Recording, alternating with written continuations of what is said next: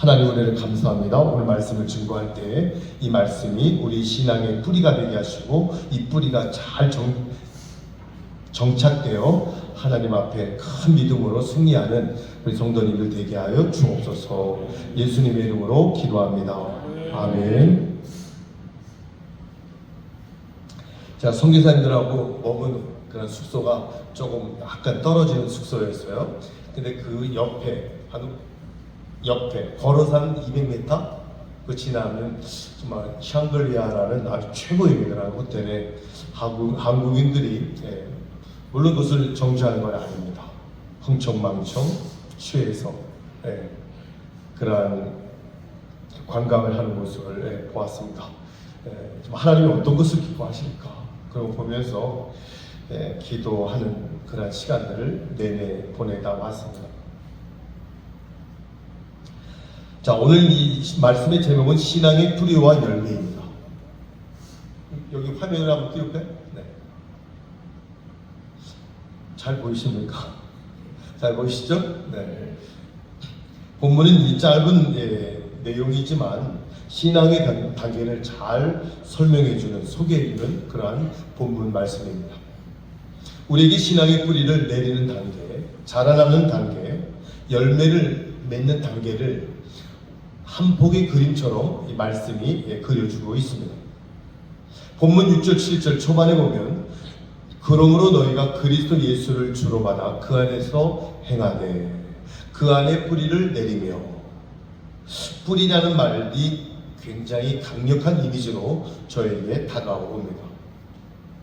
뿌리가 내리는 단계는 참 중요합니다. 뿌리에는 생명이 있죠. 뿌리가 없으면 생명이 없습니다.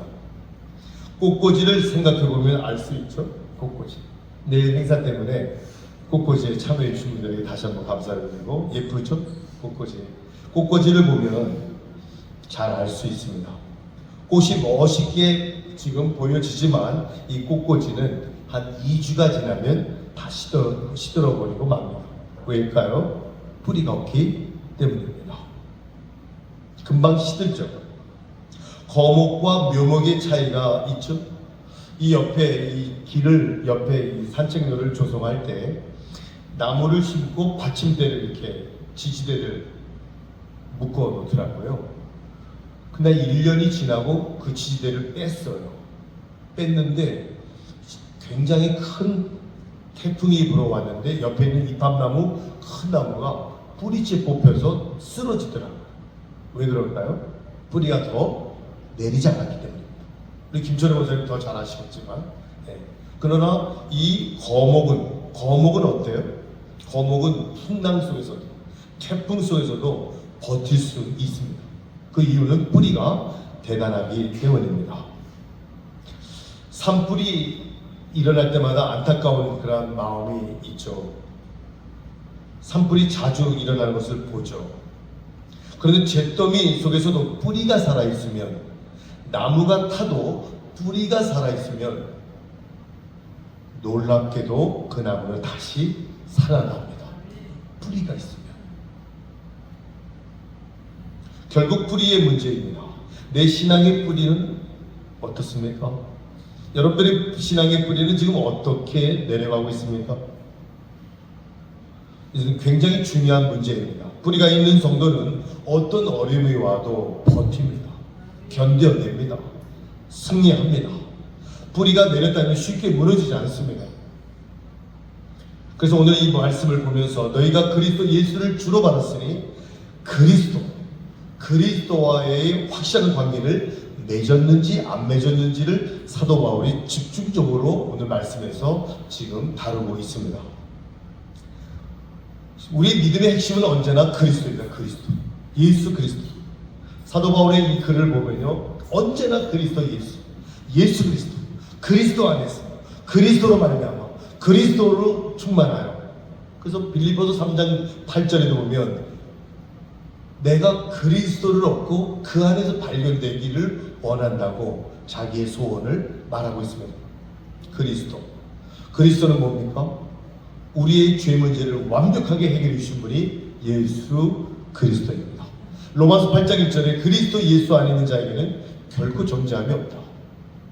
그리고 그리스도 예수로 말미암아 요한복음 14장 6절에 예수 그리스도로 말미암아 하나님을 만날 수 있는 길이 열렸죠. 나는 길이요 진리요 생명이니 나로 말미암지 않고는 하나님께로 갈 자가 없다. 그리스도. 여러분 진정으로 마음속에 그리스도를 모셔 드렸는지를 지금 묻고 있습니다. 형식적으로 내가 믿는 것이 아니라 그리스도와 함께 살고 있는가를 묻고 있습니다. 완전하진 않지만 주님과 함께 걸어가는 것이 매우 중요합니다. 겉모양만 그리스도인이 아니라 진정으로 그리스도인입니까? 신앙의 기초가, 신앙의 뿌리가 중요합니다. 교회를 다니고 교회의 문화와 익숙하다고 해서 신앙의 뿌리가 내려졌다고 말할 수는 없습니다. 교회에 와서 사람들을 만나고 많은 봉사를 해도 그리스도를 만나는 경험이 필요합니다. 그래서 처음 교회에 나왔을 때 누가 인도했는가가 중요합니다. 처음부터 잘못된 신앙의 길로 들었으면 어려워지죠. 복음을 정확하게 경험하는 그러한 존재론적 예수 그리스도와의 만남이 중요하다는 이야기입니다. 복음을 경험하기 전에 봉사를 먼저 하는 것은 때로는 위험합니다. 믿음이 들어가지도 않았는데 봉사를 많이 하잖아요. 뿌리를 내리지도 않았는데 직분을 받잖아요. 그러면 어느 순간 공동체가 시험이 들 수가 있는데 시험에 들게 되면 부정적인 생각이 들면서 하나님께로 나아가기도 전에 사람들에게 걸려 넘어지고 쓰러지고 맙니다. 그리스도에게 뿌리를 내린 사람들은요, 그리스도를 인격적으로 만난 사람들입니다. 인격적으로 만난 경험이 너무너무 중요합니다. 예수님을 어떻게 만나야 됩니까? 희미하게, 어리둥절하게 만난 것이 아니라 제대로 주님을 경험해야 된다는 이야기입니다. 그리스도의 십자가의 부활과 복음을 정확하게 만나야 되고 받아들여야 된다는 이야기입니다. 복음이 없으면 내 삶의 변화는 없습니다. 익숙해지는 것과 성숙은 다릅니다. 익숙해지는 건 신앙이 아니고 형식적인 그러한 활동에 불과합니다. 뿌리가 없는 나무에 물을 주면 어떻게 될까? 뿌리가 없는 나무에 그 나무는 썩잖아요. 뿌리가 없으면 나무는 썩습니다. 성경 공부를 많이 한다고 해도 변화되지 않습니다. 그리스도를 믿는 경험, 예수 그리스도를 만난 그 체험이 있어야만이, 인격적으로 주님을 만날 수 있는 그 경험이 있어야만이 내 삶이 변화된다는 이야기입니다. 그러므로 그리스도에게 먼저 시선을 집중하시기 바랍니다. 신앙생활을 하다 보면 산만해지죠. 그리스도가 아닌 다른 것을 자꾸 흘러갈 수도 있습니다. 초대교회도 그런 일이 많았습니다. 초대교회도 성령이 뜨겁게 역사했지만, 구원의 역사가 일어났지만 나중에는 사도행전 6장에 보면 구제하는 것 때문에 싸움이 일어납니다. 여성교회 두 파가 나눠져서 구제 때문에 싸웁니다. 본질이 아니죠. 물론 구제를 해야죠. 그런데 본질을 아닌 거 가지고 너무너무 치우치다 보니까 결국 싸움이 벌어졌습니다. 구제하는 일이 핵심처럼 다루어져서는 안 됩니다. 그래서 사도들이 정신이 번쩍 들어서 사도들이 뭐라고 얘기하죠? 이 일을 이제 하되 먼저 본질, 기도와 말씀에 우리가 전무하자고 말하고 있습니다. 그것이 바로 본질이죠. 한때 종말론이 들어와서 온 세상을 흔들어 놓은 적도 있습니다. 사이비 이단들이 일어나 영지주의, 신비주의, 금욕주의 같은 그런 이단들이 교회를 어지럽혀 놓은 그러한 시절도 있었습니다. 지금도 물론 이단들이 있잖아요. 예수 그리스도로 말미암아 모든 것이 되어지지 않으면 그건 이단입니다. 예수 그리스도가 초점이 되어야 되고 예수 그리스도로 말미암아 모든 것이 진행되어야만이 그것이 바로 진정한 복음입니다. 그리스도보다 더 강조된 것이 있다면 길을 잃어버리게 됩니다. 교회는 역사 속에서 다양한 이슈들로 몸살을 겪었지만 사도 바울은 골로새서 2장 2절, 3절, 4절에 보면 하나님의 비밀은 그리스도를 깨닫는 것입니다. 그리스도 안에는 지혜와 지식의 모든 보화가 감추어 있느니라. 4절에 내가 이것을 말하는 것은 아무도 교묘한 말로 너희를 속이지 못하게 하려 함이라. 그리스도 안에는 지혜와 지식의 모든 보화가 그 안에 다 있다는 겁니다. 다른 걸 얘기해서는 안 된다는 겁니다. 그리스도가 아닌 다른 것에 빠지지 말라는 당부죠. 그러므로 항상 무엇을 바라보며 쫓고 있는가를 우리는 늘 점검해야 됩니다. 우리가 쫓아야 할 유일한 대상은 예수 그리스도입니다. 교회가 그리스도가 아닌 것에 더 열심을 내면 위험합니다. 예를 들어 부자는 것이 중요하지만 본질은 아니잖아요. 항상 핵심적인 본질을 붙들어야 됩니다. 교회 역사 속에 매우 중요한 그런 라틴어가 있는데 아드 폰테스라는 단어입니다. 본질로 돌아가라는 이야기입니다. 우리 신앙이 어디에 놓여 있는지 늘 점검해야 됩니다. 본질은 예수 그리스도 아닙니다. 그러므로 너희가 예수 그리스도를 주로 받았으니 그 안에서 행하라고. 여기서 주로 받았다는 주는 누구입니까? 그리스도입니다. 그리스도에게 뿌리를 내리지 않으면 다른 뿌리들이 밀고 들어와 나쁜 영향을 주게 됩니다. 오늘날 다원주의가 기승을 부리고 있는데 다원주의가 뭡니까? 뿌리가 여러 개 있다는 겁니다. 하나님께로 가는 길은 다양한 길이 있다고 얘기합니다. 아니죠. 뿌리는 하나입니다. 바울은 그리스도에게만 시선을 집중하고 있습니다. 그리스도 하나만이 뿌리라고 말하고 있습니다. 사도행전 4장 12절에 다른 이로서는 구원을 얻을 수 없나니 천하 인간의 구원을 얻을 만한 다른 이름 그리스도 외에는 없다고 말하고 있습니다. 신앙이 깊어진다는 것은 그리스도와 더 친밀해지는 것을 말하는 겁니다. 우리는 그리스도에게 더 가까이 나아가야 됩니다. 그리스도보다 더 관심을 갖는 것이 있다면 위험합니다. 오늘날 그리스도가 없는 교회는 교회가 아닙니다. 예수 그리스도가 전부입니다. 예수 그리스도를 강조해야 되고 예수 그리스도 안에 모든 것이 있다고 말해야 됩니다. 골로새서 3장 11절에 All is Christ라는 말이죠. 모든 것이 그리스도라는 겁니다. 그리스도 안에 모든 것이 있다고 얘기합니다. 만유 안에 그리스도가 있다. 그리스도 안에 만유가 있다. 그렇게 반복하고 말씀하고 있습니다. 그리스도가 우리의 생명을 주셨고 삶의 이유와 목적을 알려주셨습니다. 그리스도가 삶의 성공과 실패의 길을 무엇인지 우리에게 알려주셨습니다. 그리스도가 삶의 성공과 실패의 그러한 방법도 우리에게 능력도 지혜도 주셨습니다. 우리의 삶의 열정과 의욕 모든 것이 그리스도에게로 다 나옵니다. 그리스도가 아닌 것에 초점을 두면 우리가 어디로 가야 할지 방향을 잡지 못합니다. 사랑하는 성도 여러분, 믿음에서 가장 크게 보이는 것이 뭡니까? 가정입니까? 자녀입니까? 사업입니까? 직장입니까? 물론 다 중요하죠. 그리스도가 우선입니다. 왜냐하면 그리스도를 놓치면 다른 것을 다 놓치게 됩니다. 세상은 변하죠. 세상의 모든 건 다 변합니다. 영원한 것이 없습니다. 영원한 것은 오직 예수 그리스도뿐입니다. 그 필리핀의 그 아이들을 볼 때 정말 눈물이 나는 눈물. 네. 아빠가 없나? 아빠는 다 한국인이에요. 아빠가 없어요. 그러한 낙심 가운데 그 어린 그런 아기 엄마들이 마약을 하고 마약을 그렇게 많이 하네요. 그 신혜라는 엄마는 교도소에 이 신혜라는 그 아이는 그 마음은 어떨까? 그 아이의 마음속에 예수 그리스도의 복음이 없으면 그 아이는 어떻게 살까? 저는 그 보면서 계속 같이 있었거든요. 같이. 성기사님 그 자녀 어린아이를 이렇게 돌보면서 그 어린아이에게 영어를 얘기하면서 가르쳐주면서 그렇게 지내는 모습을 보았습니다.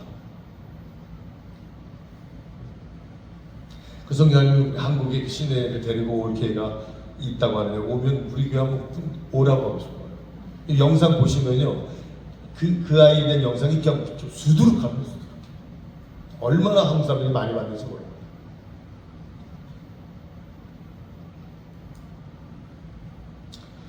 또 하나 중요한 것은 세움을 받아. 오늘 여러분 읽으셨죠? 세움을 받아. 뿌리는 나무의 이미지라면 세움을 받는 것은 건물의 이미지와 같습니다. 건물이 세워져 가는 것을 연상케 하죠. 세움을 받아.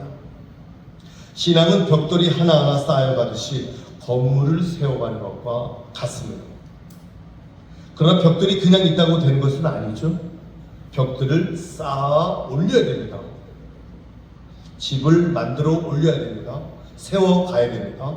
뿌리가 아래에 내려졌다면 위로는 나무가 자라야 됩니다. 요한복음 15장 2절에 주님은 말씀하시죠. 무릇 내게 붙어있는 열매를 맺지 아니하는 가지는 아버지께서 그것을 제거해 버리시고 무릇 열매를 맺는 가지는 더 열매를 맺게 하려 그것을 깨끗하게 하신다. 깨끗하게 하신다. 카다이로라는 헬라어인데요. 여러분 이 카다이로라는 말이 이제 원어죠, 원어. 여기서 카타르시스라는 그런 말이 나옵니다. 카타르시스는 뭐예요? 우리의 감정과 생각을 순화한다, 정화한다 그런 뜻이죠. 궁극적으로는 깨끗하게 한다는 말입니다. 카타르시스. 우리 안에 죄성과 욕망이 항상 요동치고 있기 때문에 늘 정화 작업이 필요합니다. 우리를 그대로 두면 열매를 맺기 어렵기 때문에 농부가 전지 과일을 가지고 들고 과감하게 자르잖아요. 그렇죠? 여기 나무들 보면 과감하게 전지 작업을 하잖아요. 그 자르는 행위는 나무에게 있어서는 조금 상처가 나지만 나무가 제대로 자라가는데 필요한 과정입니다. 신앙이 자라가지 않으면 우리가 하는 모든 일이 어설플 수가 없어요. 실패할 수밖에 없어요. 처참해질 수밖에 없어요. 신앙이 자라나지 않는 사람이 봉사를 하면 굉장히 복잡해지죠. 그래서 우리는 자라나야 됩니다. 성숙하게 자라나야 됩니다. 근데 그냥 자라나는 것이 아니라 필요한 도구가 있습니다. 자라가는 데 필요한 도구 뭘까요? 하나님은 우리를 성장시키기 위해서 전지라는 그 도구를 사용하는데 우리에게 적용한다면 그 전지는 고난입니다. 고난. 그리스도인들에게 고난은 필요합니다. 때로 고난은 우리의 삶을 힘들게 하지만 하나님은 그 고난을 허용하셔서 하나님은 그 고난을 사용하셔서 우리를 바르게 자라도록 이끌어 주시죠. 주님은 하나님의 아들이시지만 고난을 순종으로 받아 온전하게 되셨다고 성경은 이야기합니다. 하나님은 고난을 통해 우리를 온전한 길로 이끄시죠. 세상 사람들은 고난이 오면 그걸 불행이라고 얘기하죠. 그리스도인들에게 찾아온 이 고난은 우리를 성숙시키는 도구입니다. 그러므로 야고보서 1장 2절로 4절에 보면 형제들아 너희가 여러 가지 시련을 만나거든 온전히 기쁘게 여겨라. 이는 너희 믿음의 시련이 인내를 만들어내는 줄 너희가 알니라. 인내를 온전히 이루라. 그리하면 너희로 온전하고 구비하여 조금도 부족함이 없게 할 것이다. 여러분 이 시련을 여러분이 인내로 잘 이기시면 하나님 우리를 어떻게 해주시겠다고요? 온전하고 구비하여 조금도 부족함이 없는 그러한 사람으로 만들어 주신다는 말씀입니다. 말씀을 마치겠습니다. 믿음은 시련의 과정을 거칩니다. 시련을 통하여 우리는 더 완전한 모습으로 나옵니다. 고난은 성숙을 이루게 하는 중요한 요소입니다. 하나님은 고난을 통하여 우리를 다듬으시죠. 우리 안에 있는 불필요한 모든 것을 제거하시고 깨끗하게 우리를 인도하시죠. 그것을 제거하지 않으면 우리는 온전한 하나님의 사람으로 쓰임받기 어렵습니다. 사랑하는 성도 여러분, 신앙이 믿음이 자라난다는 것은 결국 그리스도를 닮는 겁니다. 그리스도를 닮는다는 것은 성숙을 의미하는 겁니다. 무엇이 그리스도를 닮는 것일까요? 그리스도를 닮는다는 건 막연한 얘기 아닙니다. 그리스도의 성품을 닮는다는 거예요. 그리스도의 핵심적인 성품이 뭘까요? 마태복음 11장 29절에 나는 마음이 온유하고 겸손하다. 나는 마음이 온유하고 겸손하다. 주님의 대표적인 성품 온유와 겸손입니다. 그런데 이 겸손은 저절로 이루어지는 겁니까? 그리스도 안에 살아갈 때 때, 주님이 내 안에서 살아가실 때, 주님과 동고동락할 때, 주님과 함께 뿌리를 내릴 때, 그때 성품이 이루어지는데 겸손이 만들어집니다. 나는 마음이 온유하고 겸손하니 나의 멍에를 배우고 나에게 배우라. 그리하면 너의 마음이 쉼을 얻을 것이다. 여러분, 주님이 주시는 이 쉼은 이 땅에서의 천국의 삶을 얘기합니다. 이 땅에서 천국의 삶을 여러분들이 살아가시기를 간절히 주님의 이름으로 축원합니다. 기도하겠습니다. 나는 마음이 온유하고 겸손하니 내게 배우라. 그리하면 너의 마음이 쉼을 얻을 것이다. 주님이 주시는 이 마음의 쉼, 이거는 세상에서 경험하지 못하는 천국입니다. 천국. 세상 사람들은요, 생각대로, 자기 생각대로 살아갑니다. 죄가 죄인지도 모릅니다. 우리 기적의 모든 성도들, 주님이 주신 쉼을 구하십시오. 주님의 그 성품을 구하십시오. 그 온유와 겸손, 그 성품을 여러분이 배우십시오. 주여 한번 부르고 기도하겠습니다. 주여, 하나님의 은혜 감사합니다. 주께서 역사하시고 하나님의 은혜로 살아가는 우리 기적의 모든 성도님들이 되게 하여 주시옵소서. 하나님, 우리 주님의 성품을 닮아가는, 하나님의 성품을 온유와 겸손을 닮아가는 우리 주님, 우리 성도님들의 모든 삶이 되게 하여 주시옵소서. 하나님의 성품이 되게 하여